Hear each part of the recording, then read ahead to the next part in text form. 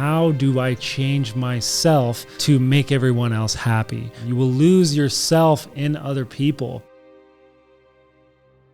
What's up, you guys? So I had someone ask me to cover the topic of people pleasing and this toxic trait that I've actually experienced quite a bit. It's something that I have to keep in check. So let's talk about how someone develops this trait of people pleasing. Well, most of the time, it's the people that grew up in households where there was a lot of chaos, where there was, the parents were fighting, emotional abuse, you felt unsafe a lot of the times. It's considered the fawn response when you look at your nervous system defense responses. But it's also considered over accommodation, meaning that I want to make everyone else happy so that there's peace, so that there's a regulation within the space. And it's a well-intentioned response. It's an intelligent response, but our patterns that helped us to cope when we were younger become the thing that block us later on in life. We have to honor that it's an intelligent response. And also, it's probably not supporting us anymore. With people pleasing, this over-accommodation, well, you probably are an incredibly sensitive human. You are hypersensitive or hypervigilant. You're picking up on minute details in energy fluctuation. Your nervous system responds to any sort of distress, or if people are not happy with you, it becomes incredibly uncomfortable in your system. And so you become a chameleon. How do I change myself to make everyone else happy? Which at the end of the day, you will start to drain your energy. You will experience so many negative side effects, if you will, negative outcomes within that pattern. You will lose yourself in other people. And so this over accommodation happens, and it can be so subtle. It can be so subtle. And a lot of the times these people are the healers, the doctors, the helpers in the world. The people that are people pleasing, because we want to help other people, but we lose ourselves in that. How do you heal from people pleasing? It takes a deep, deep connection to yourself.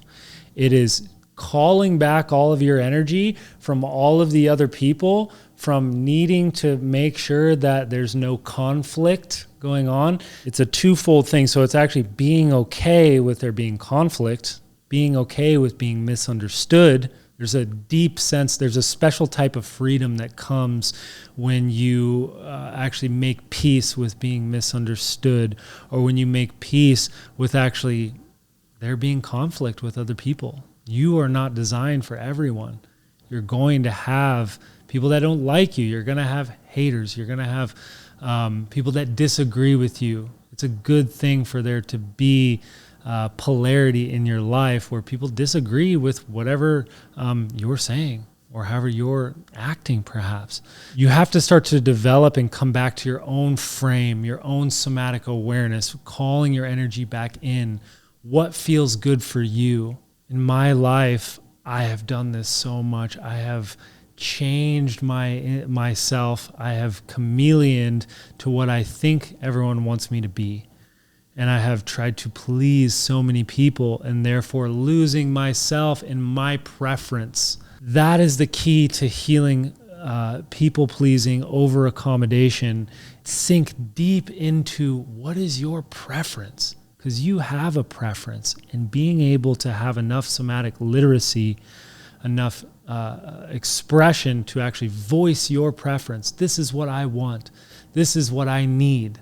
Being able to speak that loud and clear. And it's so hard. I relate with you guys who have this people-pleasing tendency to be able to speak. What do you want? What are your needs? First off, checking in with yourself multiple times a day. What are your needs? What are your wants? What feels good to you? Because what feels good to you is probably going to be the thing that helps other people as well. When you develop this people-pleasing pattern, you're robbing yourself, but you're actually robbing everyone else as well. Nobody wants to be around somebody who's just going to morph themselves into whatever they whatever you think they want you to be. When you have that pattern, the first step is, what is your preference? What are you feeling? What are your needs, wants, desires?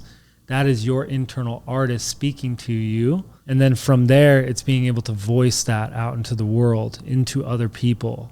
There might be people that don't agree with you.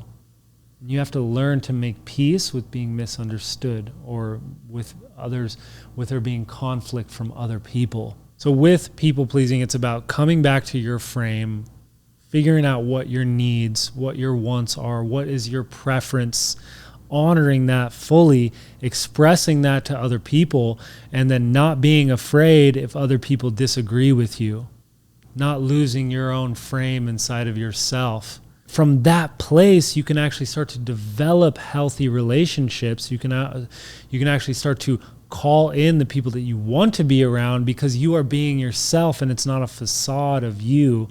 It's not a disconnected version of you. It's not a chameleon version of you that's morphing yourself into what you think that other people want you to be. And therefore you won't drain yourself as much. You'll actually start to develop a deep relationship to yourself and your wants and needs, and how you desire to be in the world, and what your preference is. And you'll start to anchor back into yourself. And that's what we want the most, is to be able to anchor it into ourselves. And we think we want other people to be a certain way, but we actually want other people to be fully themselves. We want other people to honor and speak their truth. It's about speaking your truth. It's about being honest with yourself and what you're needing and what you're wanting and what your preferences are, and being okay with there being conflict.